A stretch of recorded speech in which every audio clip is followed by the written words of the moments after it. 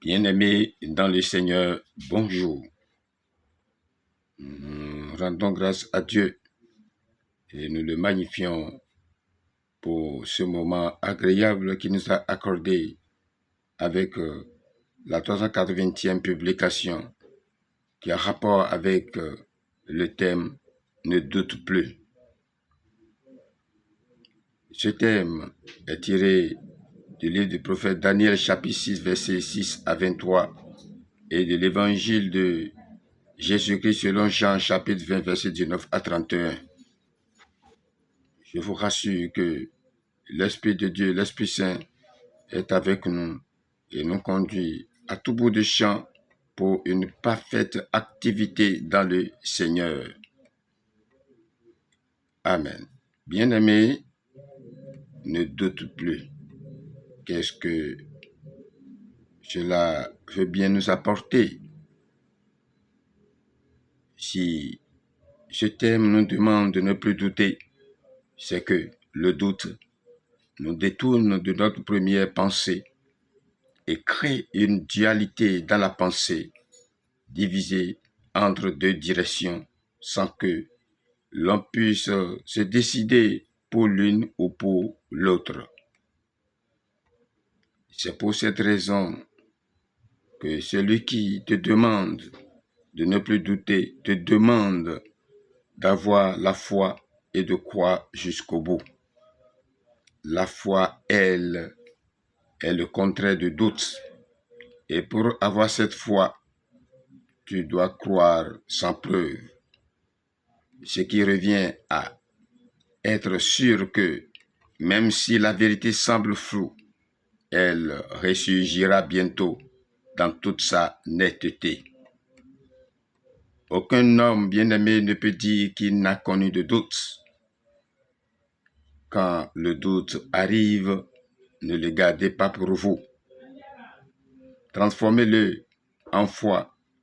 Et cela passe par l'humilité dans la prière et la connaissance de la parole de Dieu.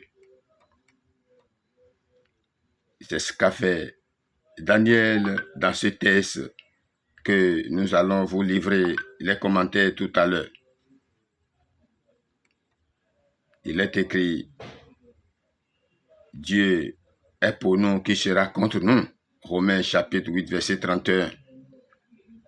Et si vous avez la foi, rien ne vous sera impossible. Matthieu chapitre 17, verset 20. La vie nous réserve des moments pendant lesquels il vous arrive souvent de vous sentir dépassé. C'est dans ce moment-là que vous aurez besoin de votre foi. Elle vous permet de surmonter cette phase d'amnésie temporaire. Ce fut le cas de Daniel et de ses compagnons. Ils avaient tous une foi inébranlable, ce que nous verrons dans les commentaires, y compris ceux qui ont cru en leur Seigneur.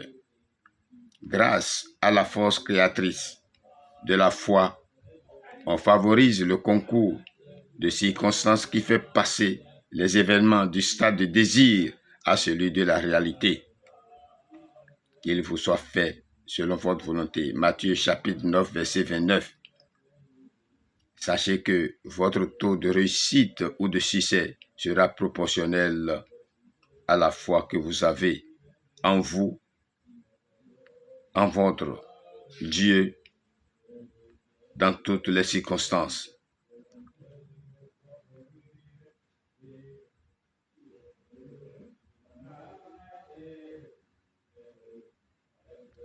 Les commentaires avec Daniel chapitre 6, verset 6 à 23, comme je l'avais annoncé, nous révèlent que le prophète, un vieillard de près de 90 ans, a dominé du moins par sa foi, a dominé par sa ténacité les événements et les personnes.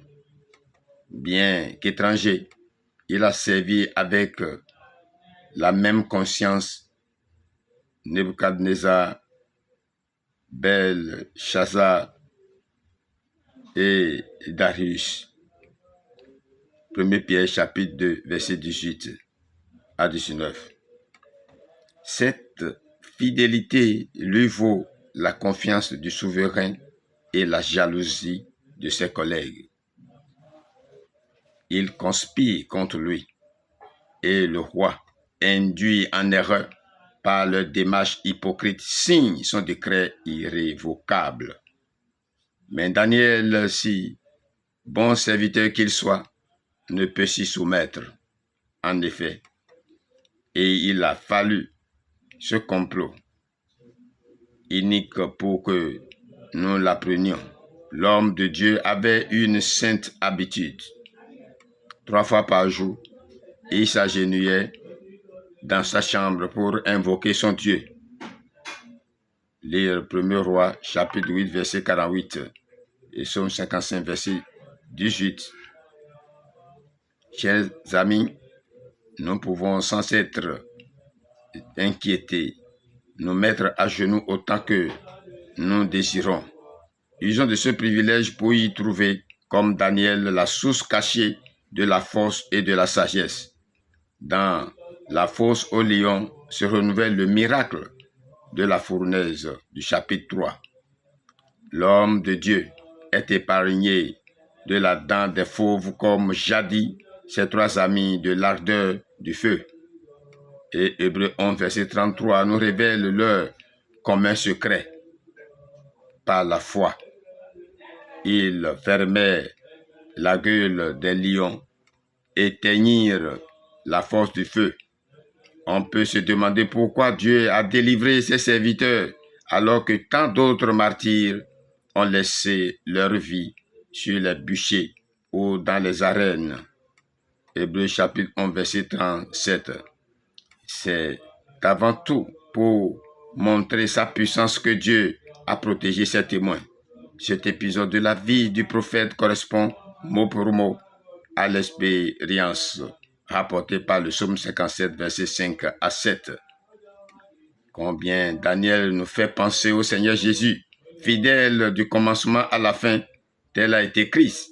Il était étranger, séparé du monde, mais toujours prêt à y faire du bien et à y révéler la pensée de Dieu.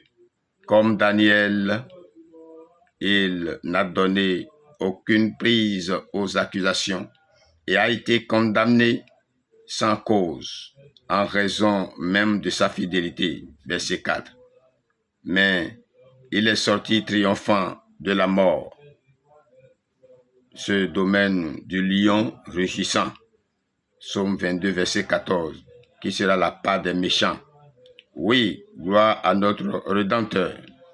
Et c'est avec cette proclamation que nous abordons Jean 20, verset 19 à 31. Et tenez-vous tranquille, c'est le soir d'un merveilleux premier jour de la semaine. Selon sa promesse, le Sauveur ressuscité se présente au milieu des disciples rassemblés, chapitre 14, verset 19. Il leur montre dans ses mains et dans son côté les preuves assurées que leur paix est faite avec Dieu. Actes, chapitre 1, verset 3. Il souffle en eux la vie nouvelle. Voyez Genèse 2, verset 17 et 1 Corinthiens, chapitre 15, verset 45. Et les envoie annoncer à ceux qui croient le pardon de leurs péchés. Verset 23. Ce dimanche-là, Thomas était absent.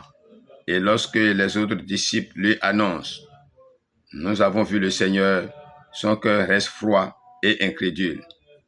Combien d'enfants de Dieu se privent légèrement du précieux rassemblement autour du Seigneur Jésus? Peut-être parce que, au fond d'eux-mêmes, ils ne croient pas vraiment à sa présence. Thomas représente le résidu juif qui, plus tard, reconnaîtra en le voyant son Seigneur et son Dieu. Quelles sont ces blessures à tes mains? Demandera-t-il. Zacharie chapitre 13, verset 6. Mais la part bienheureuse des rachetés de la période actuelle est de croire sans avoir encore vu. 1 Pierre chapitre 1, verset 8. Et c'est dans ce but que ces choses sont écrites.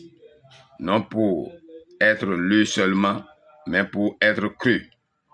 Il faut que notre foi, fondée sur les Écritures, saisisse celui qui domine la vie et qui est le Fils de Dieu.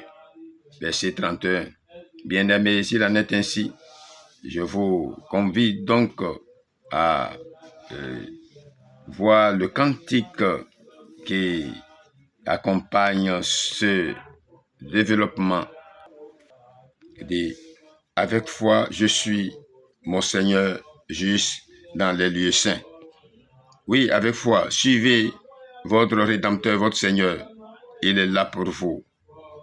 Ne doutez plus et ayez la foi en toutes choses, dans toutes circonstances, et le Seigneur est toujours avec vous, vous délivre et vous donne le succès en toutes choses au nom de Jésus-Christ. Amen. Cantique 315, verset 1. À bientôt pour d'autres activités dans le Seigneur. Votre bien-aimé, Seigneur Saint-Deda, apôtre, Ngbo, Denapo, Ignace, des églises des Chrétiens Séraphins, paroisse d'Avrancourt numéro 1, Saint-Gabriel. À bientôt.